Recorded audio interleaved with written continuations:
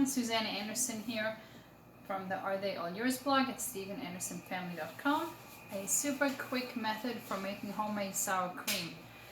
You use homemade buttermilk, which I showed you in another video how to really cheaply and quickly make this yourself at home, much faster than even going to the store to buy some. And you need some cream. Heavy cream is best, but you can use half and half. It just won't be as thick of sour cream. So I like to use heavy cream and the container that I'm going to go into. So I'm going to make 3 cups of sour cream here. I love these pint and half wide mouth mason jars. I use these all the time. They fit in a regular cup holder, so I like to drink out of them. But they're also great if you want something where you don't want like a rim at the top, because they are wide mouth, they come straight up. And they're bigger than the pint, they're pint and half.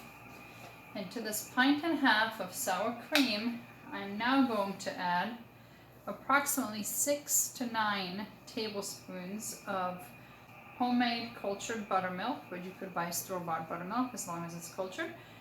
Basically, you want 2 to 3 tablespoons per cup. So I'm going to go for the 6 tablespoon measure here.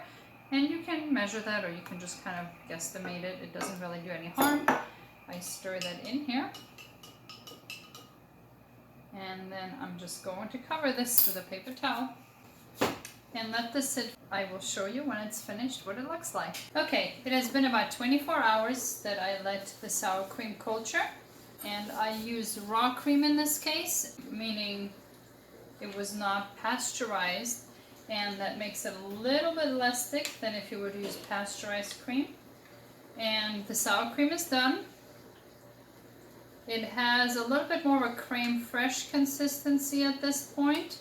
The taste is definitely right. So it does firm up in the fridge. That's important to remember. Just like butter at room temperature tends to be soft, of course, and room temperature in Phoenix in the summer is very warm. So it is a little soft just because cream, due to the high butter fat content, is going to be softer, the sour cream at room temperature, than refrigerated. So once you put it in the fridge, it will set up, it will firm up.